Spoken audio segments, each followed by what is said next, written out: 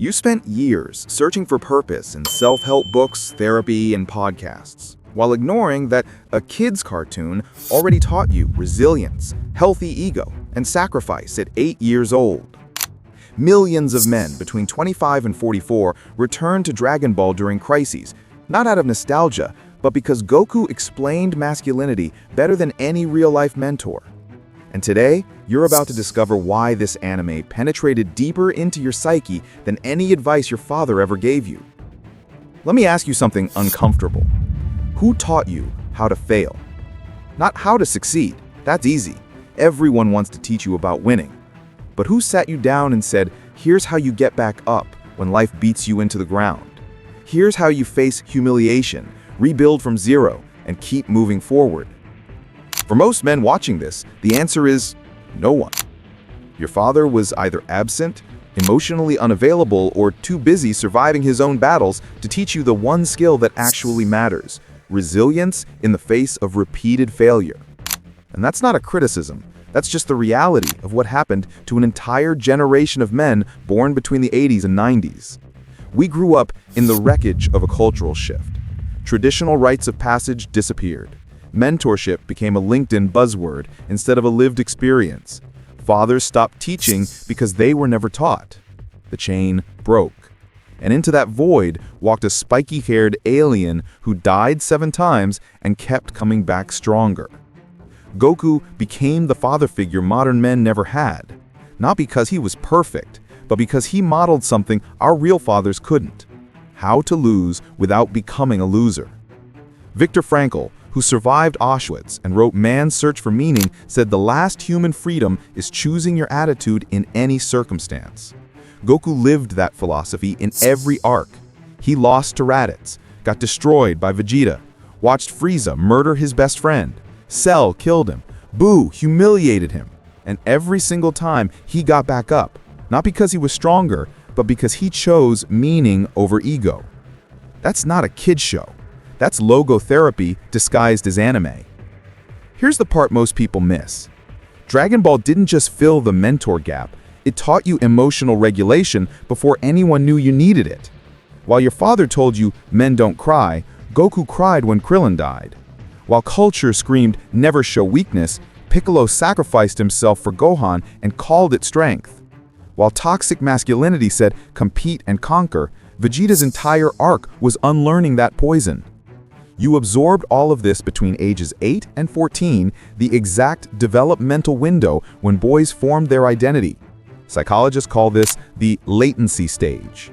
Dragon Ball weaponized it.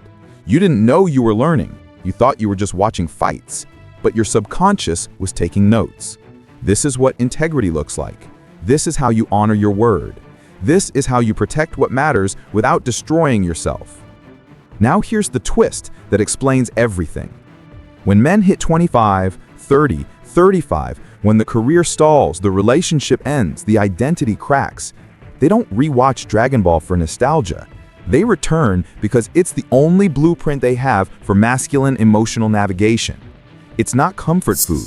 It's a survival manual they memorized as kids and forgot they had. But here's where it gets darker, because Vegeta understood something about masculinity that most men spend decades denying.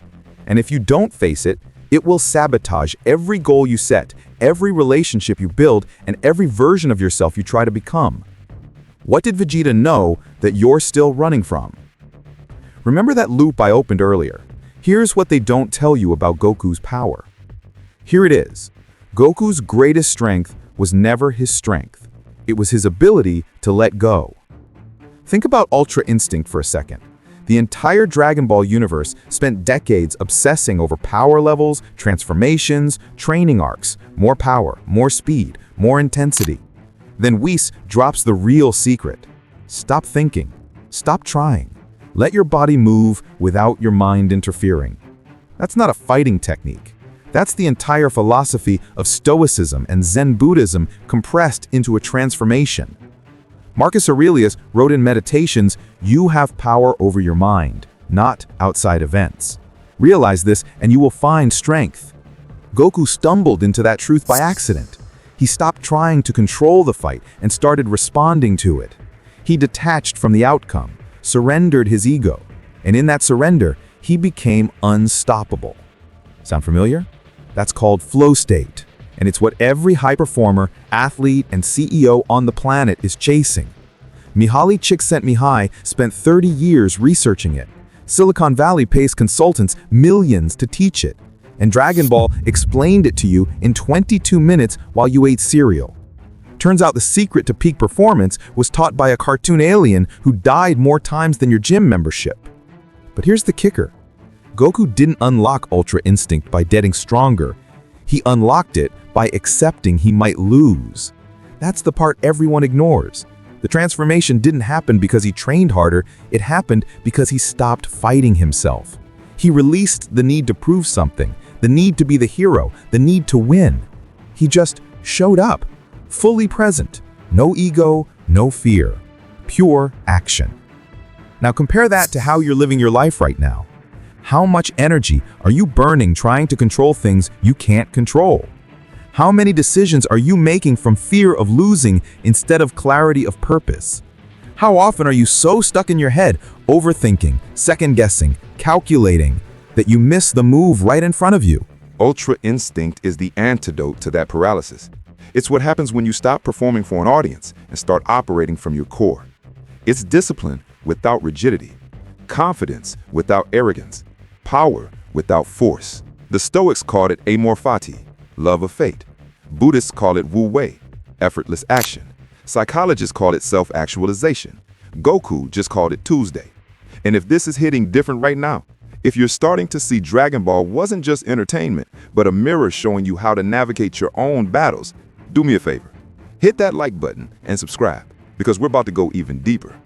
The next layer is where most men get stuck. It's the shadow side, the parts you don't want to look at. Now let's talk about Vegeta, because while Goku represents your potential, Vegeta represents your ego on your worst day, and that's exactly why he matters more than you think. See, Goku's path is aspirational. Vegeta's path is confrontational. One shows you where you could go, the other shows you where you're stuck. And if you can't face your inner Vegeta, you'll never reach your Ultra Instinct. So what is it about Vegeta that makes grown men uncomfortable? What mirror is he holding up that you keep avoiding? Here's the uncomfortable truth. Every man watching this has been Vegeta at some point. Maybe you still are. Vegeta is what Carl Jung called the shadow self, the part of your psyche you hide from the world because it's too raw, too wounded, too inconvenient for the image you're trying to project. He's your pride when it's been shattered, your ambition when it's rooted in inadequacy, your strength when it's really just a defense mechanism. And here's what Vegeta understood about masculinity that you're probably still denying. You can't outrun your own inferiority complex. You can bury it under achievements, titles, muscles, money, but until you face it, it owns you. Think about Vegeta's entire arc. He was objectively one of the strongest beings in the universe, and it still wasn't enough. Why? Because he wasn't measuring himself against reality. He was measuring himself against Goku, and that poisoned everything. His training became obsession. His victories felt hollow. His relationships suffered. He couldn't celebrate his own growth because someone else was always one step ahead. Sound familiar? That's what happens to men between 25 and 44 in the age of social media. You're not competing with your actual peer group, you're competing with everyone's highlight reel, every success story, every entrepreneur who made it at 23. You're Vegeta scrolling through LinkedIn at 2 a.m. wondering why you're not enough. Brené Brown spent decades researching shame and vulnerability, and her conclusion is brutal. The people most afraid to show weakness are the ones drowning in it. Vegeta's refusal to ask for help, admit fear, or acknowledge pain wasn't strength. It was terror of being seen as weak. That's why the Majin Vegeta arc hit so hard. He literally chose corruption over admitting he needed growth beyond his own ego. How many men do you know who have sabotaged their careers, destroyed relationships, or numbed themselves into oblivion because they couldn't admit, I'm struggling, I don't have it figured out, I need help? That's Vegeta energy. That's the shadow eating you alive while you pretend you're fine. But here's the redemption part, and why Vegeta's journey matters more than Goku's for most men. Vegeta had to do the hardest thing a man can do. He had to surrender his identity. When he finally admitted Goku was better, when he sacrificed himself against Buu, when he acknowledged his family mattered more than his pride, that wasn't weakness, that was integration. Jung said the goal of individuation isn't to destroy the shadow, but to accept it as part of you. Vegeta stopped fighting who he was and started building from the truth. Carl Rogers called this congruence, when your internal reality matches your external presentation. Vegeta only evolved when he stopped pretending, when he let Bulma see his scars, when he trained Trunks without ego, when he fought alongside Goku instead of against him. That's mature masculinity, not the absence of pride, but pride rooted in authenticity instead of compensation. So let me ask you directly, what are you compensating for? What part of yourself are you performing instead of accepting? What would collapse if you stopped pretending you had it all together? Because here's the cruelest lesson Dragon Ball taught us early, and it's the one that makes everything else make sense. So here's that cruel lesson I promised. They kept dying over and over, and you watched it happen before you were old enough to understand what it meant. Goku died fighting Raditz, came back. Died stopping Cell, came back. Krillin died so many times it became a meme. Piccolo sacrificed himself. Vegeta blew himself up. The entire cast got erased by Buu, by Frieza, by gods and universes collapsing. And every single time, they got back up and kept going. You thought that was just a plot device to keep the story interesting. It wasn't. That was Nietzsche's eternal return smuggled into a Saturday morning cartoon. Nietzsche asked, what if you had to live your life over and over again eternally? Every pain, every failure, every humiliation on infinite replay. Could you say yes to that? Most people can't. Most people spend their entire lives running from one failure, one rejection, one version of themselves that didn't work out. Dragon Ball normalized impermanence before you knew the word. It taught you at 8 years old that death isn't the end. Failure isn't final. The version of you that just collapsed isn't the last version.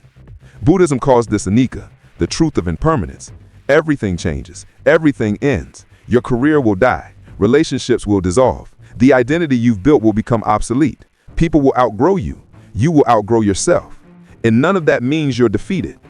Think about where you are right now. Maybe you're 27 and the career path you chose feels like a trap. Maybe you're 33 and the relationship you thought was forever just ended.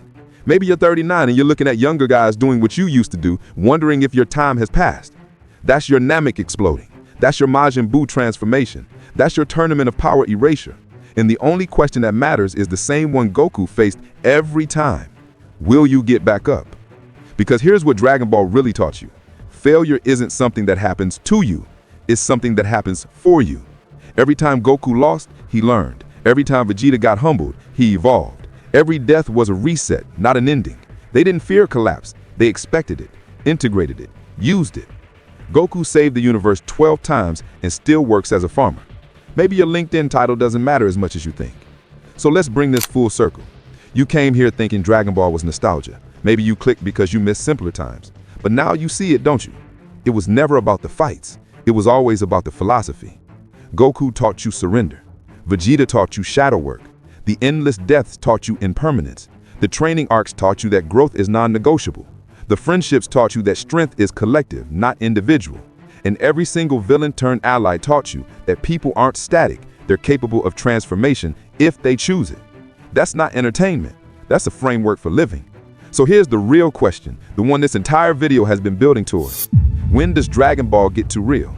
Never, because it was always real. You just weren't ready to see it until life beats you down enough times to recognize the pattern. The real ultra instinct isn't a transformation. It's not a power level. It's showing up fully, authentically, without ego when every part of you wants to quit. It's getting back up when no one's watching. It's choosing meaning over comfort. It's integrating your shadow instead of running from it. It's accepting that you will fail and deciding that failure is just data, not identity. Dragon Ball didn't teach you to be a hero. It taught you to be human, flawed, persistent, evolving. So stop waiting for permission. Stop waiting to feel ready. Stop waiting for the perfect moment when everything aligns. Life doesn't work that way. It never did. You get knocked down, you get back up. You train, you fail, you adapt, you try again. That's the loop. That's the game. That's the only path forward. The question was never, when does Dragon Ball get too real? The question is, when will you start taking it seriously?